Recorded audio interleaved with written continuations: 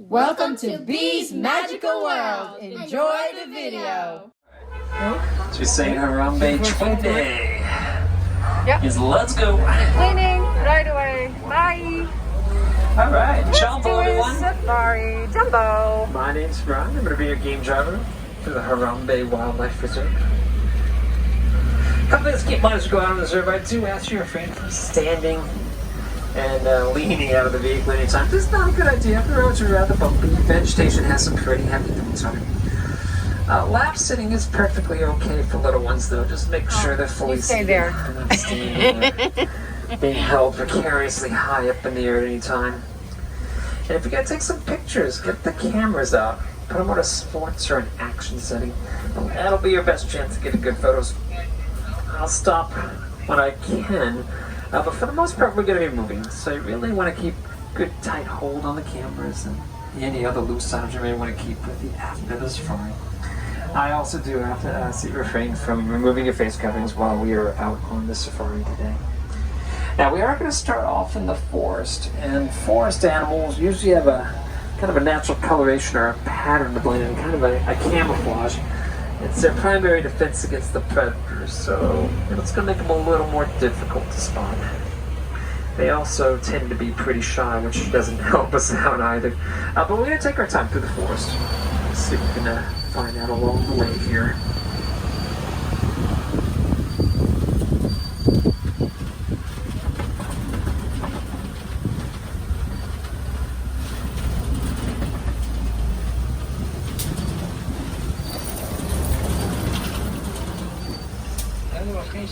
It looks like there's a okapi hiding up here on the right-hand side. She's at the top of the hill.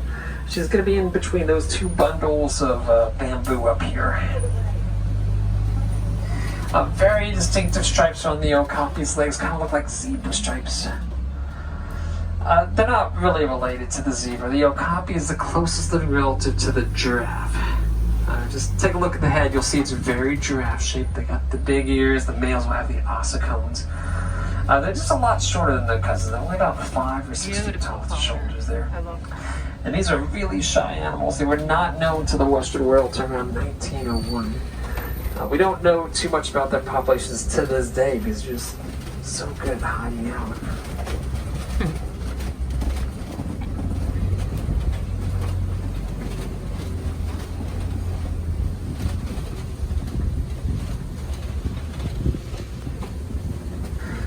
If you look carefully to the left, there's a black rhino all the way to the top of the hill there. It's a little hard to see that one. Let's move up a little bit further. Maybe there's another one out here. Yeah, here we go. Left-hand side across the water. This one's a lot closer. So it's going to be just past that tree in front of the rock face there. It's chilling time. Yeah, black rhinos are pretty rare. There's only about 5,000 left on the planet. They've been heavily poached for the horns up front, unfortunately. The horn does fetch a pretty high price on the black market. A lot of cultures think that horn has a medicinal value. It's really just a giant fingernail. It's made out of keratin. It's something that we can't even digest. Yeah, the horn grows about 3 to 6 inches every year. They rub up against the boulders and the trees out here. Use it as a file. We're waiting for traffic, so he's talking. So the shape and size of the horn is going to vary greatly between each animal. It's kind of like a fingerprint of them. We're going to pause for a few moments here. Based on the radio traffic, it does sound like we are holding for something in the road out ahead. So hopefully that will step off to the side of the trail and let us by relatively quickly. But the animals do have the right way, so we just got to be patient with them. He's really chill. Nice. Afternoon nap.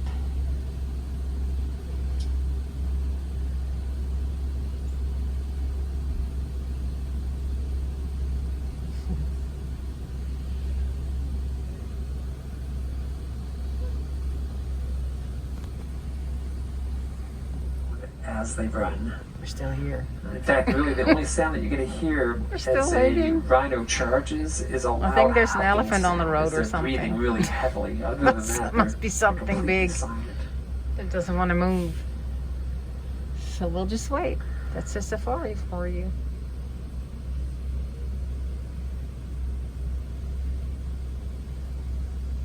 Silence.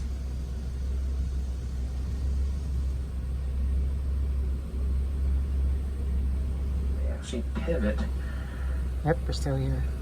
And the reason for that, well, yeah, sorry, years are around a lot. They actually have really bad eyesight. I think we've been waiting for Rhinos 6 can only minutes see now. about 10, maybe Never had 15 this feet before. out in front of them. So really poor eyesight. Oh. But they've got excellent hearing, and the ears will pivot so they can hear everything that's happening around them. So they're very aware of what's happening nearby.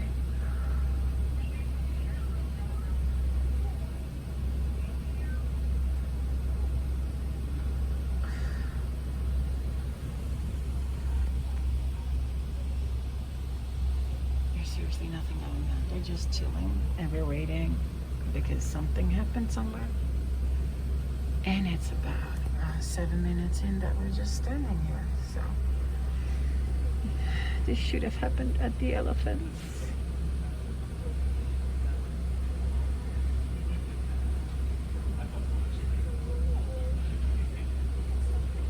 Oh, for once that love a rhino. There you go. There's a rhino. Sleeping. Stretching his leg. It's hilarious.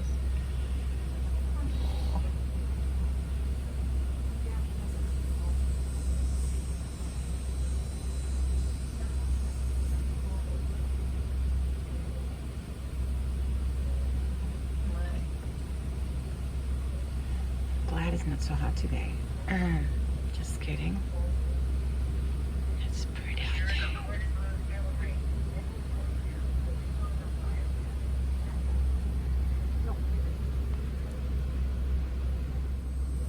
And we're still here. It's 11 minutes now. The rhino is still chilling.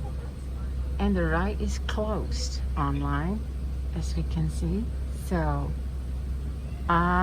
something happened. We're gonna wait patiently. I'm glad I didn't go live because that's boring. Well, it sounds like we're moving again up ahead, so it should just be a few moments here before we get underway as well. Yeah, there we go. We are moving. Yay.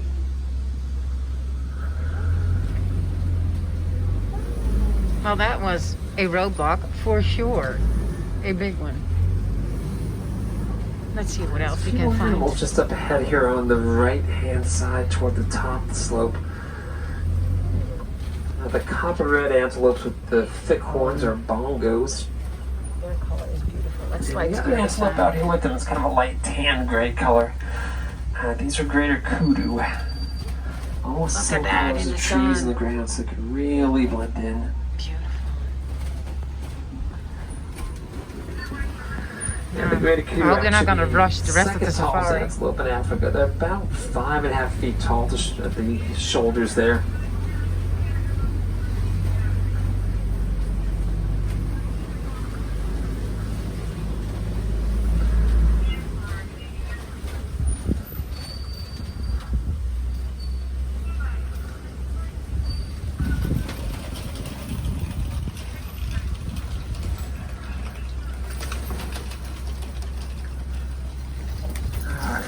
Going to be a little bit slower here as we start getting back up to the move here. We're going to head on over toward the Safi River. And that will be our best chance at finding hippopotamuses. Oh, yeah. And the hippos are actually one of the largest land mammals. I feel a storm Weigh going upwards up. of 5,000 pounds. I want a hippopotamus for Christmas.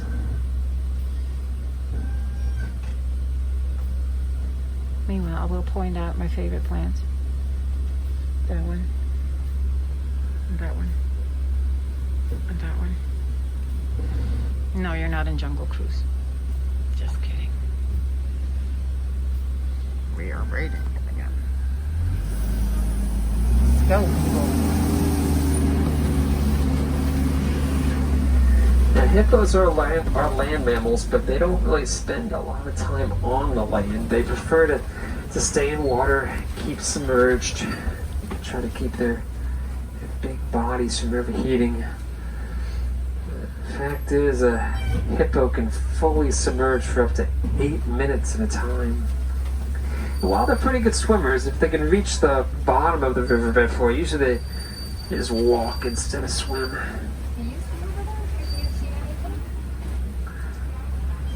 Now we'll work our way along the river, see if we can find them out ahead here.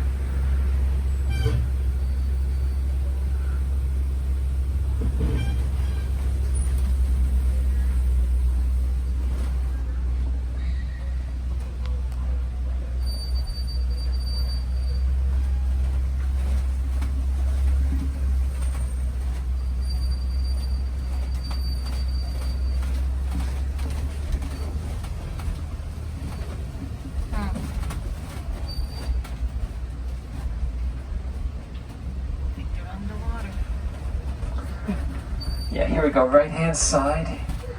He's gonna duck in there. He's close, but I think our better view is probably gonna be on the left. There's one out here, right out in the open, so it's gonna be a little more visible. I'll go to the other side. They're nocturnal, so we don't see that much activity during the daylight. Generally, they just pop up every few minutes, get some air, and then go right back under. They get a lot more active in the evening. They'll come up on the shore to graze, eat about 80, 90 pounds of grass every evening. So, that's a lot of grass. Oh, here we go. There's a couple down here on the left. Oh, bubbles. Looks like they're The plane playing right now. Underneath the water there. Oh my.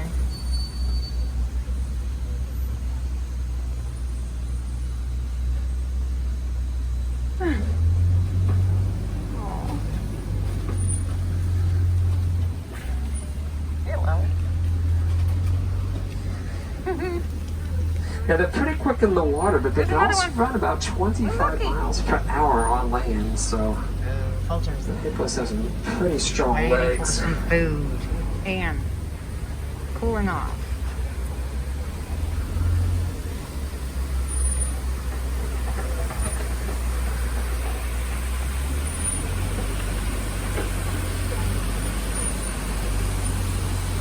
A little further up here, there's some Nile crocodile below us here on the left-hand side. Actually moving. A couple up on the shoreline. Looks like most of them are going to be in the water, though. And cooling off itself. It's so warm today. The Nile crocodile grow an average length of about 15 feet, can weigh up around 500 pounds. Let's see if we get right above them here. Most of them are in the water. I Yeah, don't blame yeah. them. Whoa. So they're going to be That's a inactive big most today. That's not because they're nocturnal, though. The crocodiles are ambush hunters, so really just kind of sit there and wait for their prey to get close. Then they'll jump out at it and clamp down with those jaws. Nice. Yeah, those fellows have a bite strength of about 2,000 pounds per square inch. That translates into the ability to crush bones. So definitely one of the scarier predators out there. They're also kind of caring animals, though. When their eggs are about to hatch, they'll pick up their eggs with their jaws and they'll rotate them to help crack the eggs to help them hatch. Impatient moms. Crack the egg. Yeah, still a little bit of traffic ahead, so I'm going to pause for just a second here. There we go. So the crocodiles are pretty quick in the water, you'd expect that. But they're also fast on land. They can run about 12 miles per hour. And so they are faster than most humans.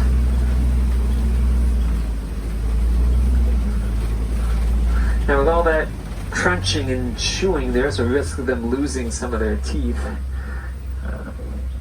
Interesting facts about the crocodile's teeth, though. They're actually like a Russian nesting doll. So inside their tooth is another tooth.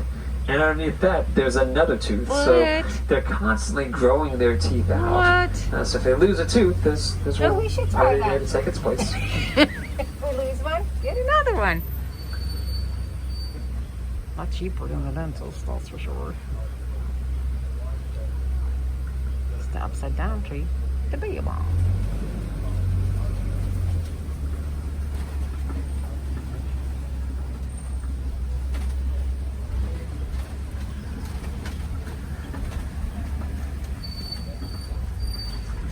One of the more unusual plant species out in the savannah is the baobab tree. Lots of trucks. It's a good example of a baobab there on the right-hand side. They're also known as the upside down tree. They go leafless most of the time. They could surf on water. They only have leaves for about 2 or 3 months out of the year. Now these trees don't grow very tall, but they get very thick at the base of the trunk, up to about 60 feet in diameter. So hold a lot of water in that trunk and be ready for the droughts that way. It also has another name. A lot of people call it the tree of life because it's also a resource for many. It's all part of the wild Africa that we're trying to conserve.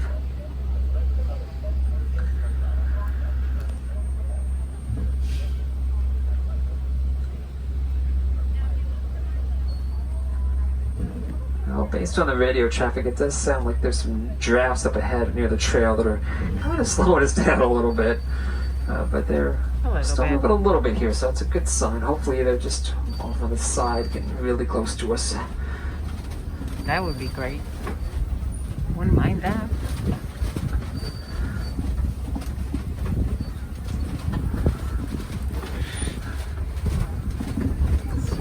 Get a view of the zebras while we're up here, though. Now, there's actually 3 different species of zebra. The ones out here on the reserve, these are Hartman's mountain zebras. Probably the easiest to identify. They're the only zebra that has a dewlap. It's that fold of skin that hangs down from their neck, helps them regulate their body temperature. Very hard to video. And while we had a little bit of time off for a few months there, the zebras had a couple of babies out here. There's one over there on the right. There's another one that's going to be closest to the truck here on the right. When they're born, zebras have really long legs, so basically the same length as their adults. That's helped them keep up with adults, of course, and defend themselves against the predators. But you can see even at 4 or 5 months how big they are. They're not much shorter than their parents. And in the den over here, we're going to find some African wild dogs. Also known as the painted dog or painted wolf for their splotchy coat. So the wild dogs are one of the most successful predators in Africa. These little fellas have incredible stamina. Hey, buddy. They're Buddy, where you pack going? hunters. They've been known to literally chase down their prey. I'm so So the tired. prey falls over from exhaustion. I'm gonna lay Now, while they there. can be ruthless hunters, it's also very Okay, caring I'll animals. just Once go they take back. down that prey, they don't feast. Instead, they So They tired. come back with it and take it back to the pack. They feed the young, the old, the sick dogs first. Really take care of one another. And then the others will take their They're all share just afterwards. chilling. They're all just chilling and having a nap. Sable antelope is around the corner here on the left. Kind of a reddish-brown antelope.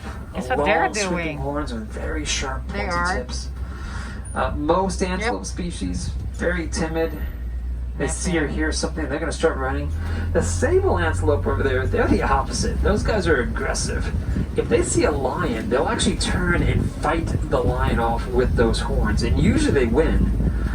So most predators will not go after sable antelope, just not a meal that's worth risking your life over. Yeah. These are eland just up ahead here on the left. Those Red things tan gray are color. sharp. One of the largest antelope in Africa, though. The females weigh about 1,000 pounds. Males, like the one that's close to the truck here, weigh up around 2,000 pounds. Whoa. And that is all muscle. He can jump straight up in the air about 6 to 8 feet. You can actually see some of the veins sticking out on the side of his legs. It's so much muscle there. They're just incredibly powerful animals.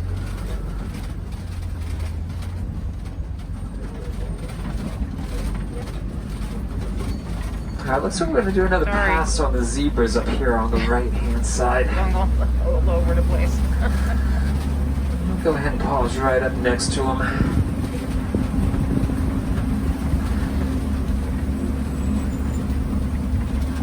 You can see one of the youngsters a little bit further out there on the right.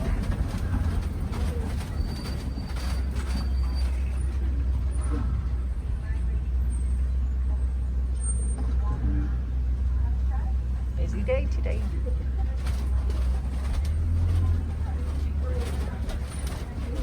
Just as we round the corner underneath the bushes here, or underneath the trees over on the right, you're going to see another smaller antelope. This is called a springbok. Oh, they're cute too. Kind of a cinnamon color on top, white on the bottom there. The springbok are actually one of the smallest antelope. They're about 2 or 3 feet tall, weighing around 90 pounds.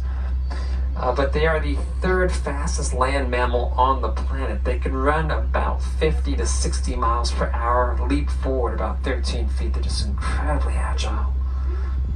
It looks like the giraffes are coming at us ahead of us here on the right-hand side. Of course, the tallest animals, they can stand about 16 to 20 feet in height. You can really see their influence on the landscape. The leaves on every tree out here end about 20 feet up. Anything they can reach, they're going to strip off these trees, including the bark. They are just relentless herbivores. Let's see if we can get another view of her over here. Look at that. Isn't it hiding in the trees? Now they can run up to about 25 miles per hour, but usually the giraffes will move at a much more leisurely pace. They're not really in a hurry to get anywhere. Their focus for the day is going to be grazing. They spend about 15 to 20 hours of every day doing that. That's about 80% of their lives dedicated to eating. There's several of them in the bushes here on the left-hand side too, so we're going to see a lot of them today. They kind of blend in with that spotted coat there.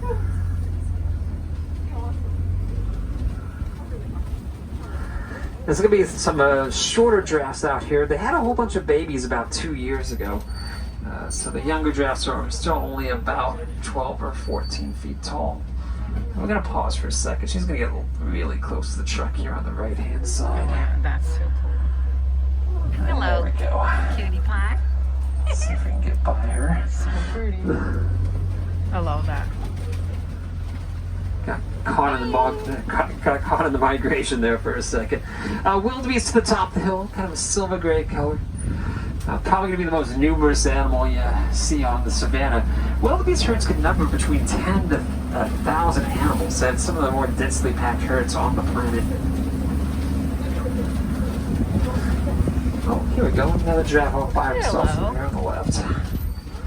They form a loose matriarchal society, so they're really not interested in hanging out with each other either. Their focus of the day is to eat. They love to eat. You can see this one's chewing right now.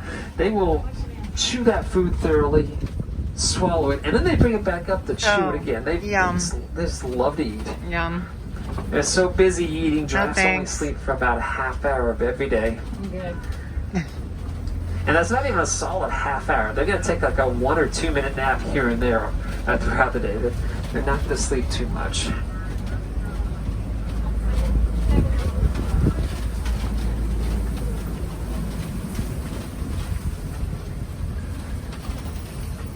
Ooh, elephants, right hand side.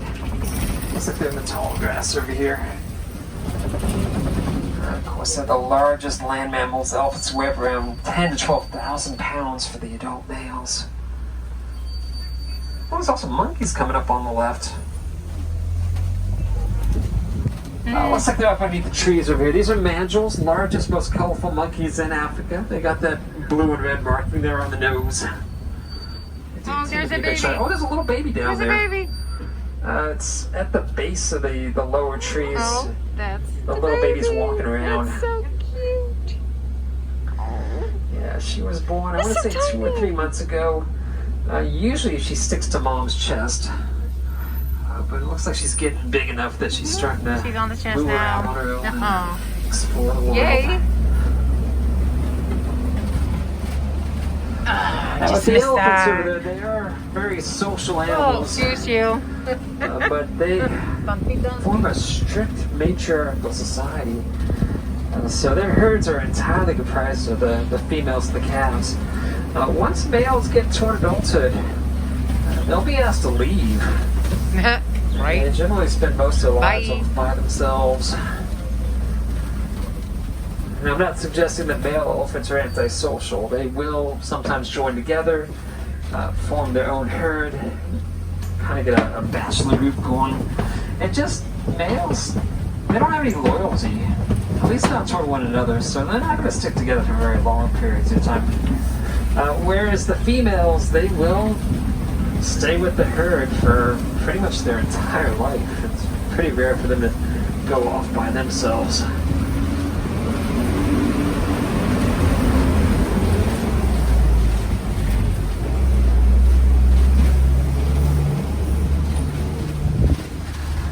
Here we go, a few more elephants up ahead here on the left.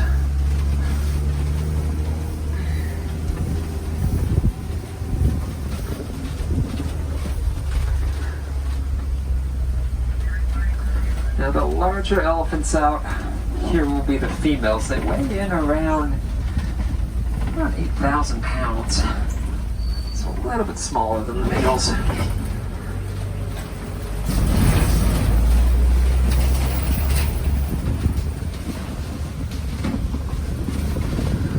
It looks like they're down by the watering hole. Oh, here we go. This is one of the younger calves out here on the left.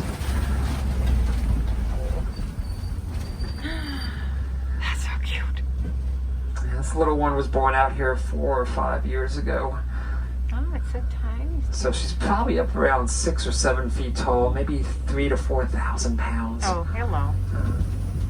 Little baby. When they're born, they start off at just 300 pounds, but they will spend the So cute. first 10 to 14 years of their life with their mom. And elephants have It's a beautiful day. childhood of any mammal. Look at that color of Next that to water. Humans, of course. Oh, yeah. Looks like they're throwing some water up there to get cool. Oh, my. Now that really is just a first step. Once they get enough water on them, they're going to start throwing sand and dirt. They like to cover themselves up with that dirt and mud to protect their skin from the Oh, sunlight. I could stay there Greater for flamingos hours, here on the I swear. left-hand side, the lightest colored. You're the largest of the flamingo species. If you There's look babies closer, here. you might see some smaller birds in there with them that are kind of a gray, fluffy color. Babies did grow, A though. pale gray. They had a whole bunch of babies about 3 Yeah, or 4 months ago. They did. When they hatch, they don't have any of the pink coloration. They grow so Pink will fast. come in a little bit later, about 1.5 to 2 years into their There's some life. babies. And it comes in from their diet of brine shrimp, which is high in beta carotene.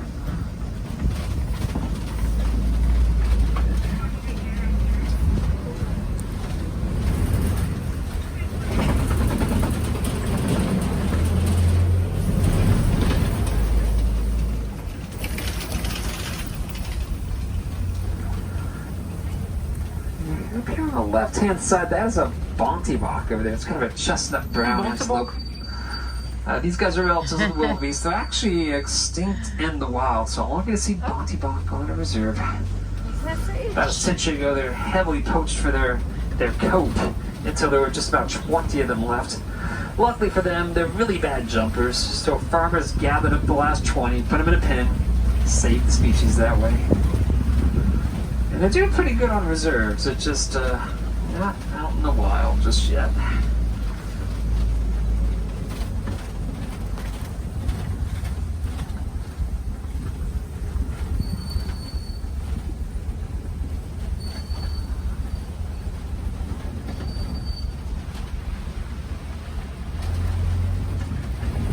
Left-hand side, right down here by this tree, she's in the shade, there's a cheetah over there. And they got that spotted coat so they can really blend. It's actually 2 cheetahs over there. The other one's in the shade a little further up from her. And they got a spotted coat that's really good camouflage, so they can blend in. Of course, very fast animals. They can run about 60 to 70 miles per hour. Beautiful animal. So because of the speed, the camouflage, cheetahs are a daytime hunter. Unlike most of the big cats, which do tend to be nocturnal. There's another one up here, left-hand side. She's about 2 trees back. There's actually 2 of them over there, but one of them's moving around a little bit. Behind a tree. There we go. So pretty.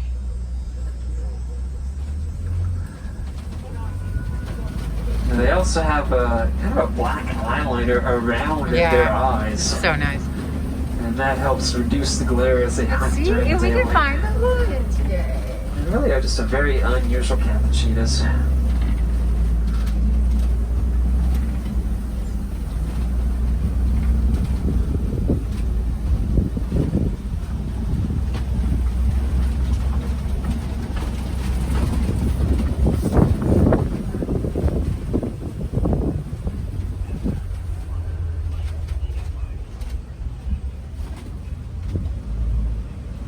Looks like there might be some ostrich here, right-hand side. Oh, there's also white rhinos. The ostriches are a little bit further out. They're the tallest, largest birds, stand about 6 to 8 feet high. And the white rhinos are just up underneath the trees here. Big animals. They weigh about 4,000 to 5,000 pounds, so a little bit larger than black rhinos. Still can charge at a speed of about 35 miles per hour, so still pretty quick for their size. The white rhinos are doing a little bit better than black rhinos in the wild, but they're still suffering from poaching for their horns, unfortunately. Well, no lions, bummer. Guess they're chilling somewhere else. Yeah, that's too bad. Last time it was roaring. You can see that. It's a warthog burst on the left-hand side. Warthogs have a really good camouflage. You see that tree over there? There's a little gray, hairy log next to the tree. That's a warthog. Let's see if there's anybody else out here. It's a warthog, but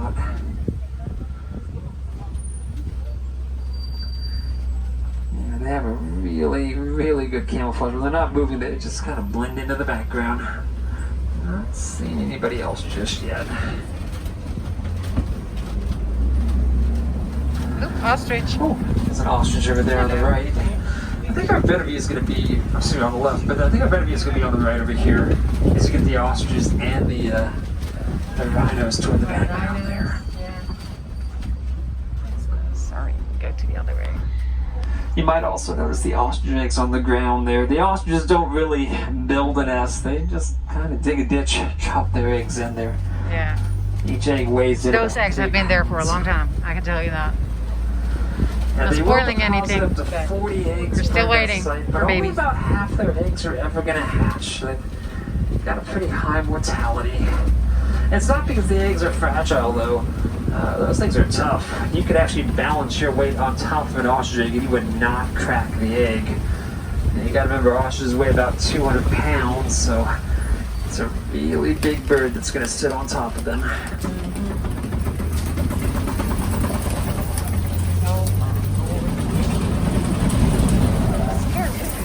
I'll show you a home of some of the animals we've seen out here. It's definitely not without its challenges. A lot of the predators out there, they can threaten the lives and the livelihoods of the people that live nearby the reserve.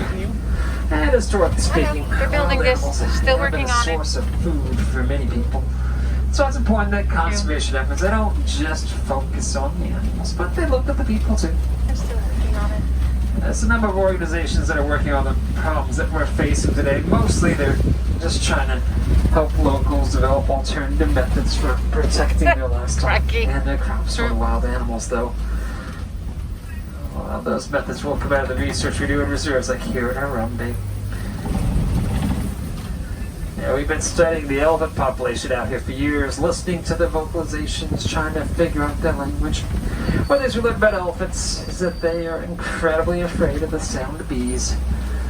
Yeah, the elephant hears bees, first thing it's going to do is let out a call, tell all the other elephants to stay away. We're using that in Africa now, putting up fences around the croplands. We hang beehives on those fences.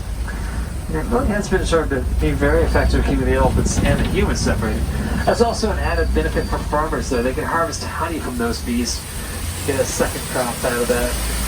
So really, it ends up being a win-win for everybody that's involved there.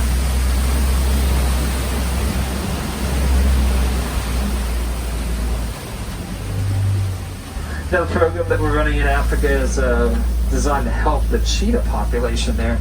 Cheetahs have actually been in decline for a number of decades, and there's actually a few reasons for that. But one of the reasons is that they are predators, and they will go after whatever the easiest prey is. Now, it's a small predator, the cheetah, so they'll go after smaller prey, and usually it ends up being a herd of goats that they'll go after. Now, up until a few years ago, the solution for the herdsman was to just simply eliminate those cheetahs as a problem. So we had to come up with a way to keep the cheetahs away from the herd, and it ended up being a very simple solution. Cheetahs are cats. Cats are afraid of dogs. And so what we've been doing is giving the herdsman Anatolian Shepherds. It's a really big dog. Those trucks are Weighs coming about from 140 every pounds. way. And this It's dog so busy today. scares the cheetahs But away. we got stuck, of course. But the dog is so big and so slow, it can't actually catch a cheetah. So the cheetahs go Well, I around. hope you enjoyed this So safari. it's just another win-win for everybody that's involved there. Well, we are coming up on the end of your safari. Doesn't mean you can't see some more animals and up close. I definitely would recommend checking out the Gorilla Falls Exploration Trail while you're here in Africa. It's up on the top of this hill over here on the right-hand side. It's about a 15-minute hike through the woods. It'll be your best chance of finding gorillas, of course. But you might also see some meerkats, naked mulvans, grevy zebras. It's even an underwater view there for the hippos out that way. It's amazing, huh? We're eating everything. And there are additional wildlife viewers throughout the park, including another trail over in Asia called the Maharaji Jungle Check. If you're looking for the Asian animals like tigers, bats, Komodo dragons, that'll be your best chance of finding those. I'm going to pause for just a few moments here. Looks like there's a wee bit of traffic out right here right now. We're actually in the middle of a cleaning cycle for the trucks. We do regularly clean these trucks, so it's going to take a few moments.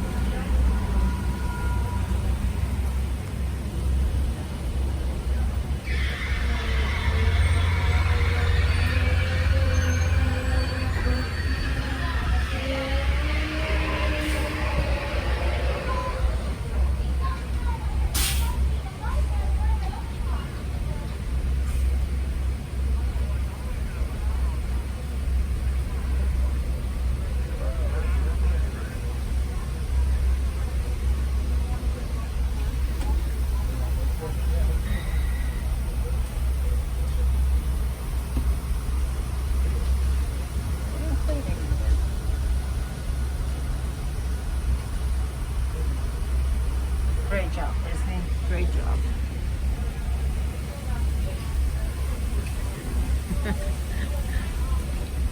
Someone wants to be in the video.